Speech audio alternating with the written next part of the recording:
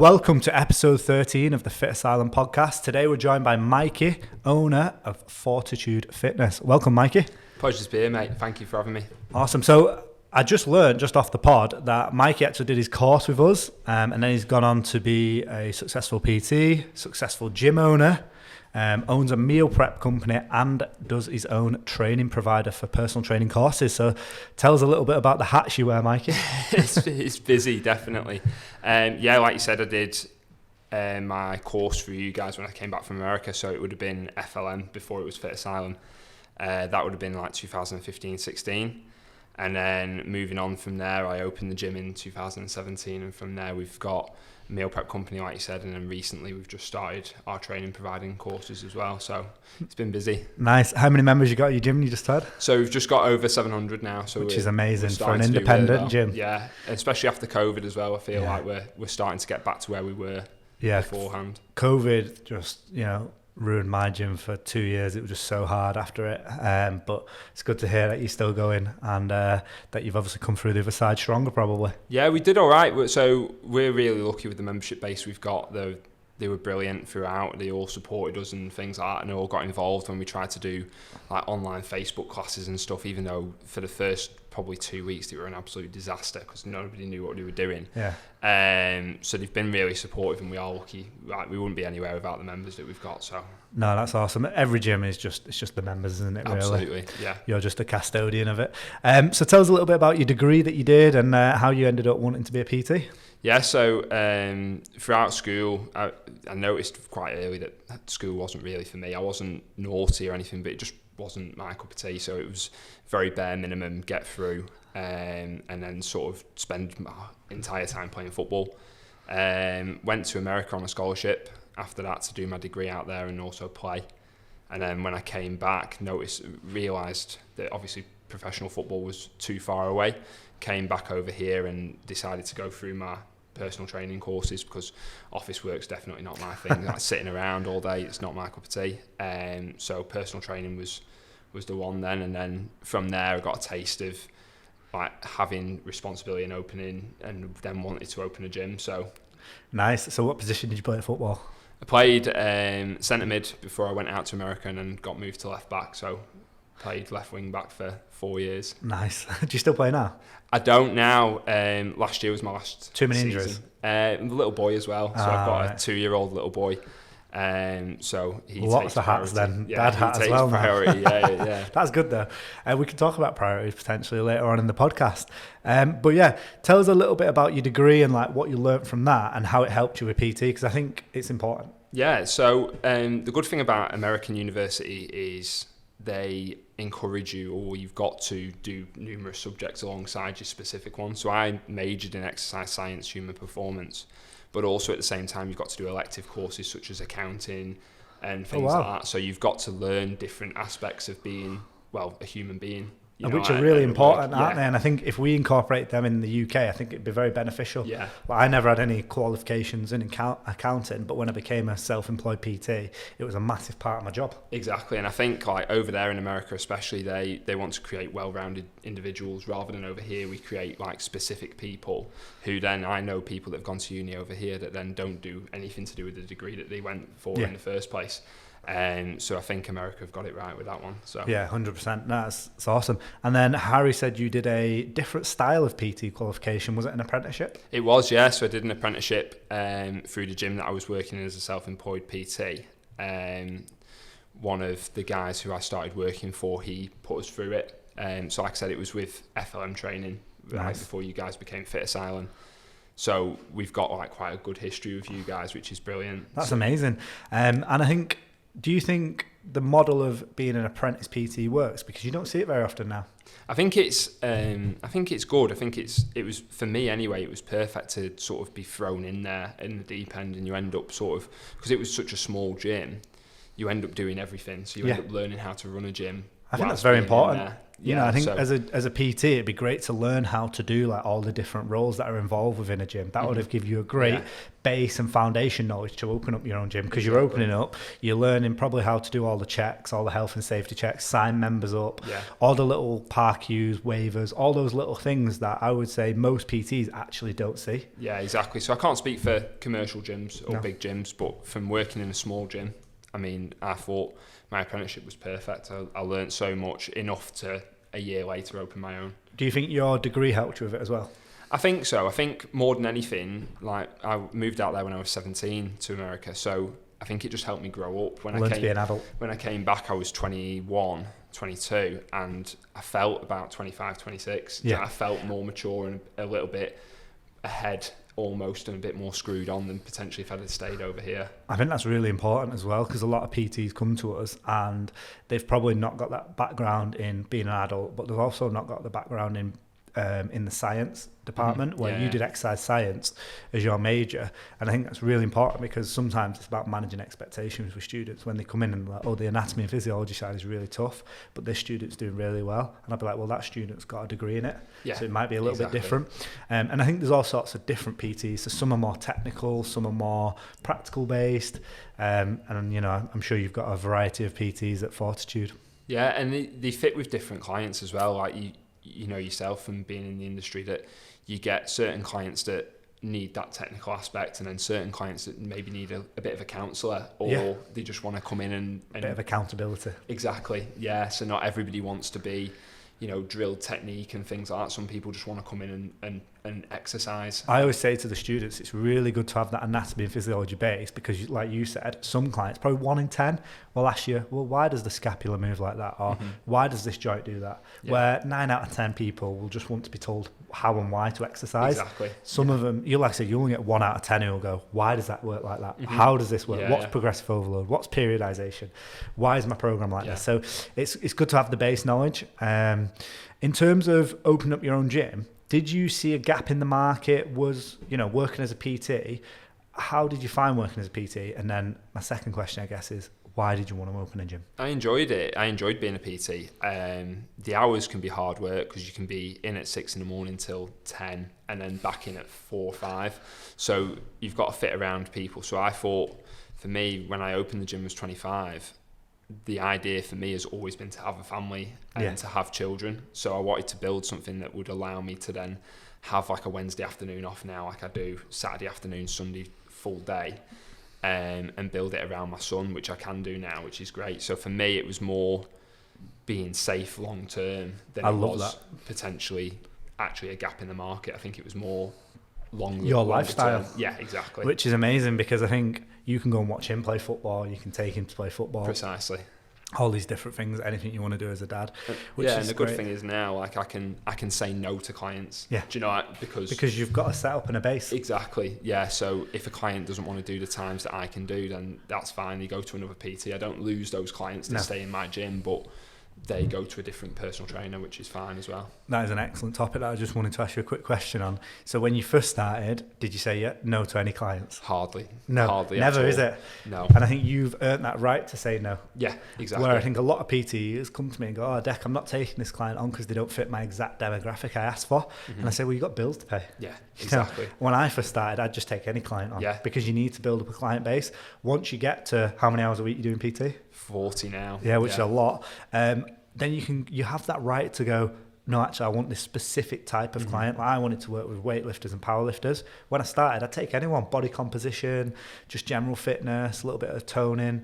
Even though I hate some of those terminologies, I would, have to take them on because you have bills to pay, you have a mortgage to pay, car to pay. So it's amazing that you've kind of done that. So how did you find starting as a PT in 2016 and 17? Was it hard? All right. It was hard work. Yeah, I think, when you first start, you start with like grand ideas that you're going to have a full diary in about 4 weeks and you're going to be busy and this is the times you're going to work and you're going to have this freedom, and it just, from about day 5, it goes straight on its backside, doesn't it? And then you've got to decide what you're going to do.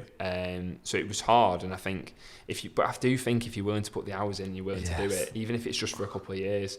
I genuinely think that you'll set yourself up no problem. I think that's the biggest takeaway from today's podcast, really, guys. We talk about realism within the industry, and the reason we started this podcast is because we wanted to get real people on to tell real stories, because the industry is often idolized and kind of falsified. And you can be a PT and earn £4,000 a month from month one, and we see people's business plans because it's part of the course, as you know, as a tutor, and they're just not realistic. And sometimes it's having those real conversations and going, it's going to take you 6 to 12 months to build a client base. And I think that's what a lot of people don't see is the hard work beforehand. You know, it's easy now to say, oh, well, he does 40 sessions a week and he's got a gym and stuff, but you know, there's 80-hour weeks in the past before that's done, so where important. It's like you're getting in the gym at 5:30 in the morning to get your own session done before you start clients at 6, and then you're leaving at 9 o'clock at night every single night, Monday to Friday. And as well as managing the gym, as well as managing your own life. Yeah, precisely. Your own admin, all these sales. And I think you learn a lot from working in a small gym, having those different hats to wear, opening and closing the gym. Would you advise other PTs to kind of go down that route of gaining experience from how to run accounts, how to manage money, how to manage running a gym on a day-to-day basis? I think so. I think the first thing I'd do probably, if I was starting out again, I'd probably start at a bigger gym. And the reason I'd do that is, I think, personal training wise, yes, I got loads of experience from running a business, but as a PT, the client, the footfall, for example, wasn't there. It was a private studio, so the only clients you've got are the clients that you generate or that just happen to walk in the gym. I think if you started at maybe a big corporate gym, it would give you that contact time every time. It'd give you the opportunity to get 50 no's before you get a yes, and get used to speaking to people and being around clients and working with them, because obviously you can offer free sessions and things like that. So I think if I was going to start again, I'd probably start in a bigger gym, build up a client base, but then move. I recommend that to our students, to be fair. I always say to them, go into a commercial gym so you can learn to be a PT and a coach, and then you can learn the other skills later down the line. Because if you're going in trying to learn how to work in a little studio and set up your own ads, set up your own social media, run sales processes, run admin, and then coach as well, it's so much development that's needed in such a short period of time. So we always advise them, I say 9 out of 10 students, we'd say, go to a commercial gym, learn your craft as a PT, and then if you still want to open up a gym, or you still want to work in a private studio or have your own little studio, you can learn those skills. And that's the thing, isn't it? You know, you can always learn how to do different things. If your product's not good at first, and you're not going to get any clients for the long term anyway. Exactly. So if you're not a good PT, or you haven't learned your craft properly, people are going to see the holes in that straight away. PTs say to me sometimes that I mentor, and they say, Dec, I'm only earning £2,000 a month as a PT. And I say, well, let's have a look at it. What are you doing incorrectly? First of all, are you getting results? That's the most important thing, I think, as a PT. And the second thing I always say to them, well, how are you selling your product? They're the two most important things for me as a PT. You've got to get results. That's the first thing. And the second thing is, how are you selling your product? And they come back to me and sometimes go, well, I'm getting some results. Well, how are you tracking them? I'm not really tracking them. Well, there you go then. Well, I think a PT should be earning between £500 and £1,000 a month minimum. Yeah. Would you agree with that, Mikey? I think so. I think there's definitely scope to earn as much as you want as a PT. Definitely. As much as you're willing to do, I think you can make as much as you want to. And then obviously there's different avenues and things like that you can go down to make more on the side. But group sessions, online coaching, all but I think the first thing you've got to be is half decent. Yeah. You know, and getting that contact time, and especially if you're new to it, going off of those free sessions. I mean, I say to the guys that start working for us, you know, if they come and they're self-employed straight off the bat, go and offer 10 free sessions a week. What are you going to do in that time other than that? 100%. Do you know? Because if you've not got another job, go and do it. Yeah, exactly.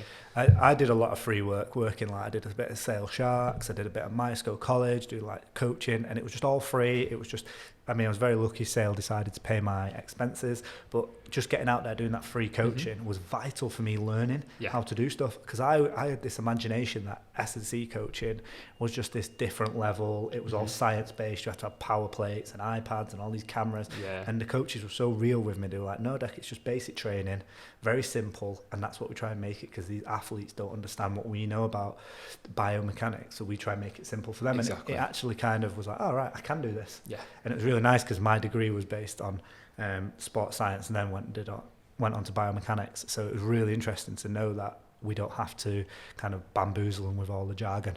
So it's really interesting. So how did the first year of being a gym owner go, and what were the challenges? It It was hard work. It was really hard. So I opened with a couple of business partners, which was they're great lads, fantastic. And then the first year we had all the kit ready to go, and we paid the deposit for it, and the company that we paid it to liquidated. Oh no! Straight away with our money. So we had no kit. Probably about 6 weeks before we were due to open, and we promoted it everywhere. We were opening, I remember showing people around the gym that were coming in, because we were doing like open days, and saying like, this is where the treadmills are going to be. I know there's none there now, but imagine there's going to be 7 treadmills. Do you know what? And then going through and saying, this is where all the weights are going to be. And it was a disaster, absolute disaster. So we ended up like trying to pull favours from everybody on eBay, buying loads of kit, like all this lot. Yeah. And luckily we got it open in time. I think we were missing maybe 2 or 3 bits that got. Oh wow! So you did really well then. That got brought like later on, but it was a proper like botched up job. Yeah, of course. And now sort of after COVID and that, we've started being able to replace some bits and bobs and actually build the gym that we wanted at the start. But yeah, so that was the hardest part. We were straight away, you're behind chasing then, aren't you? But the first couple of years before COVID, I mean, it was absolutely booming. Yeah. But obviously COVID hit, and I think everybody's just sort of lost confidence in the gym. Independence. It was and in the gym in general, because I just think it was open and it was closed, and it was open and it was closed, open, closed. No routine. Yeah, and we were sort of, even as a gym owner, it was like, is this it now? Yeah. Is this like, is this the bit? Have we had enough now? Because it's doing, I've got a baby on the way. I've got, like you said, bills to pay and stuff. Is this as far as it's going to go? Because we've had a good, decent run. We've done well. And then every so often it was just like, all right, just do one more. Can't be that bad. Just do one more. And then luckily we've got through it now, so all good. That is good, yeah. So I remember like we started in 2017 in May, so probably similar time. And we did really well 18, 19, and then COVID came, and then we really struggled to back open again. But I had already decided that I was going to go down the teaching route, so I didn't thankfully sold the gym, but I know it's doing quite well again now, so that's really good. Yeah, I think that's the thing for this year. I think the gyms, we've noticed it at Fortitude, like it's getting busier. Yeah, people are wanting to come back. They feel confident. Taking time on it. Yeah, and it will do. Everything does, doesn't it? Because people go and try new things, and they invest a lot of money in home equipment and things like that, and then they've realised maybe actually you can't beat a gym atmosphere, I don't think, when you're working out. You can train at home, can't you? But you don't really do it, do you? Even like, I'm quite disciplined with mine, and even during COVID, trying to train at home, you're like, I'll just sit and watch telly for 2 minutes and then start, and then you just don't, do you? No. And then I think getting out in the car and thinking, right, I'm going to go train. And it's that commitment. Yeah, exactly. And priority. I mean, so when is your 6-year anniversary of Fortitude? October, nice. So coming up, are you doing anything special for it? I don't know. We did a massive party last year. Yeah, for 5. Yeah, for 5. 5's a big one, isn't it? Yeah, exactly. So we'll probably do something similar. We always try and do like a little raffle for members, like the longest go into a bigger one, and all that sort of stuff. And we try and filter down little games and stuff. So it's cool. And where can people find your Instagram? Like, what is it for Fortitude? So Fortitude Fitness is Fortitude Fitness Ltd Limited, and that's on all the platforms. Sweet, on social media. And if they wanted to come down and visit you, where are you based? So we're in Polton-le-Fylde. Nice. Do you do day passes? We do, yeah. Just Good. $5. $5? That's pretty cheap. I know, that's very cheap. Yeah, actually. we do all right with them. Yeah. Most people are like £10 minimum, innit? Yeah. I've even been to a gym recently that was £20. Yeah. For a day pass, which is crazy. Exactly. Isn't it? Yeah. Awesome. And in terms of the gym, where are the plans for it going forward? So, like I said, the last couple of years have been consolidation years. Everyone's been absolutely smashed, and it's not just us, every industry in general. So for us, it's a year of, I think, a clear year, which is great for us. We're looking at taking on more meal prep contracts, adding more members. We've got 2 new PTs that have just started. Nice. So getting them up to scratch, getting them busy, and then who knows, we'll see. It's exciting. And you touched on it there with the meal prep. Tell us about why you started a meal prep company and how it works. So it goes hand in hand. It does. It's perfect. So we've got we have a cafe on site where we do protein shakes, meals, all that sort of stuff. And for us, it's like trying to tick every single box. Like, we don't really want people to go elsewhere for anything. Yeah, so you can cover all bases. Yeah, I exactly. So when they come in, they can get a pre-workout from our cafe. They can go in the gym. They can get a protein shake from our cafe on the way out. They can get the meals from us. They can do everything. So, but also it's like, you know, there's a severe gap in the market for clients that don't have time. They don't. Really don't no, have a lot time. of busy professionals. Exactly. Like Mikey's company, Fortitude, they do meal prep for one of my online clients, and he absolutely loves them. You drop them off every week, twice a week, without fail. It's absolutely amazing. And then last time I was in, you did like a special shake. Do you have a specials every week? Yeah, so we've just started doing a competition with all our PTs. Nice. So our personal trainers design the shakes. Oh, wow. And then it's up to them to sell as many as they can. I think the last one I had in was like peanut butter, chocolate and banana, which was unreal. Yeah. And then you had like these little protein snacks. Who makes the protein snacks? They're made in-house on the cafe. So you have a full-time chef, you were saying earlier as well, so that's amazing. I do think the meal prep company is quite cool. So you've expanded quite a lot since doing the course with us in 2016 to 6 years later. Now you've got meal prep, your own gym, you've got obviously still PTing, which is crazy. Are you doing your own training? Yeah, so I still train 6 times a week. Awesome. So still managed to get there. Have you got any goals for your training? Not really, no. Since I've stopped playing footy, like I said, I stopped playing footy last year. So I just train really. Nice. A bit stronger, a bit fitter. That's it, yeah. Awesome. And you're still disciplined with that, you said before, so that's quite cool. And if you were to give any student who is currently in education, they don't have to be doing a PT course, it can be any educational qualification, what one tip would you give them? If they're in education now? Yeah, if they're in education. To be realistic when you come out. Nice, I like that. Most things are going to take a lot longer than you think they're going to take. Patience, Yeah, time. exactly. And I think also just like, you don't have to, whatever you're doing now, you don't have to do for the rest of your life. So like just that. Try it, and then if it doesn't work, go and try something else. Yeah, that's pretty cool. And if there was professionals listening to this podcast, they might be PTs, they might be other professions, what would your one tip be to them? I think it's hard, that one, because, you know, I think, especially in fitness, we're surrounded by such negativity from peers in general. I think 100%. It's such a competitive market that everyone seems to market themselves on everybody else's. Do you think that's changed though? I really, when I was at Total Fitness, the PTs were horrible to each other. Yeah. I would class it as like a bitchy environment. They were horrible. Where when I had my own gym, we tried to always every week have a team meeting where we helped each other, and what we try and do is record content with each other. And we encourage our students now to meet up and record content, because it's a lonely industry. I think we've never really struggled with it at Fortitude either. We everyone gets on so well, but I think it's more outside people. Like, even when we first opened the gym, it was we do something on social media and then there'd be 6-7 PTs all slagging it off. Oh wow. Do you know that, and things like that. And I think, like, if you're in the industry now and you're like frozen by thinking what your peers are going to think, they're not buying off you. Maybe that's your tip.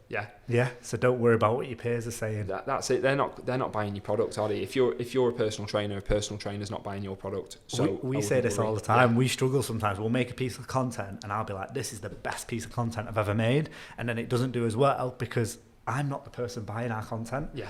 And that's the crazy thing about it. You have to think about your unique selling point, your customers, what they want. And I think that's, if you always remember that. Yeah, I struggled with it when we first started, trying to even do, for me, it was like trying to appeal to the market maybe too much and thinking, well, I don't actually do that. Yeah. So what am I doing? Why am I doing it? Do you know, like, now that I'm doing more, like putting my training videos up, all that sort of stuff, I'm actually getting more. It's real. Yeah, exactly. Because I think a lot of people think PTs were just born fitter.